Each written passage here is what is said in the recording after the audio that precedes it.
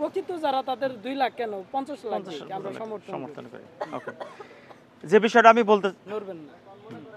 যে বিষয়টা আমি বলতে চাচ্ছি সেটা হলো যে 24-এর যে জুলাই অভ্যুত্থানটি হলো সেখানে আমরা ছাত্র জনতা মিলে যে আন্দোলনটি দাঁড় করিয়েছে এবং যে শেষ পরিণতি যেটা হয়ে গেল বিজয় অর্জন, এই বিজয় অর্জনের মধ্যে একটি বিষয় আমরা লক্ষ্য করছি। আমি যদি একটু পূর্বের ইতিহাস বলি, মহান মুক্তিযোদ্ধার সময় যদি দেখি যে যারা প্রকৃত মুক্তিযোদ্ধা তারা শুধু যুদ্ধের জন্যই জান প্রাণ দিয়েছে, কিন্তু তারা কখনো কাগজের জন্য মুক্তিযোদ্ধা করেনি। ঠিক সেম একটি ক্যাটাগরি আমরা দেখতে পাচ্ছি এই 24-এর জুলাই অভ্যুত্থানও। এখানে যারা প্রকৃত আন্দোলনের জন্য মাঠে নামছে তারা টিয়ারশেল খেয়েছে, গুলি খেয়েছে, হামলা উঠছে, তাদের উপরে অনেক কিছু হয়েছে, কিন্তু এখানে একটি মহলকে আমরা দেখতে পাচ্ছি যে তারা আন্দোলনের পাশাপাশি যতটুকু সম্পৃক্ত তারা না ছিল আন্দোলনের মধ্যে, তার সাথে বেশি সম্পৃক্ত ছিল কাগজ সংগ্রহ করার জন্য। মেডিকেল কাগজটা কীভাবে সংগ্রহ করা যাবে, তদবির কীভাবে করা যাবে, কোথায় কিভাবে করা যাবে, কারণ তাদের মুখ্য উদ্দেশ্য হলো যে 24-এর জুলাইয়ে সরকার এখানে কোনো কিছু করতে যাচ্ছে। সেই সুবাদেই কিন্তু আমরা দেখছি যে টাঙ্গাইলের বেশ কিছু মানুষের নাম এখানে উঠছে যে মানুষগুলো সম্পূর্ণ বিতর্কিত।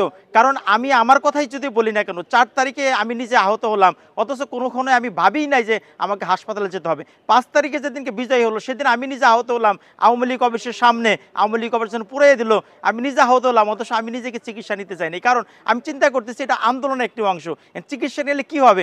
যদি আমি জানতাম যে চিকিৎসা নেওয়ার পরে এই কাগজটা আমার জন্য বড় একটি কারণ হয়ে দাঁড়াবে, অর্থাৎ আগামীতে আমার বড় একটি ফ্যাসিলিটি হয়ে দাঁড়াবে, আমার মনে হয় যে আমি আরও বেশি করে আহত হয়ে হাসপাতালে গিয়ে আগে 10টা কাগজ সংগ্রহ করতাম। এই যে কাগজ সংগ্রহ করার যে একটা রাজনীতি, কাগজ সংগ্রহ করার যে একটা প্রচলন যে হয়ে আসছে সেই মহান মুক্তিযোদ্ধার পর থেকে, ভুয়া মুক্তিযোদ্ধা ঠিক সেম একই ক্যাটাগরির মধ্যে 24-এর আন্দোলনেও আমরা দেখছি যে ভুয়া কাগজ সংগ্রহ করে নাম তালিকা ঢুকানোর জন্য তারা বিভিন্নভাবে তদবির করে যাচ্ছে। তবে প্রশাসনের দৃষ্টি আকর্ষণ করছি, যদি ভুয়া মুক্তিযোদ্ধাদের কে আপনারা শনাক্ত করতে পারেন, আমি মনে করি 24-এর জুলাইতে যারা আন্দোলন করছে, যারা আন্দোলন করে নাই, অহেতুক টিয়ারশেল খেয়ে যারা আজকে নাম লেখানোর জন্য পিছে দৌড়াচ্ছে, তাদেরকে খুঁজে বের করে এই আন্দোলনটা কোনোভাবে আপনি বিঘ্নিত করবেন না এবং আন্দোলনটা সফল করার জন্য প্রকৃত যারা আহত হয়েছে তাদেরকে সরকার 50 লক্ষ টাকা দেখ, আমাদের কোনো আপত্তি নেই এবং আমরা সেটাকে সাপোর্ট করি।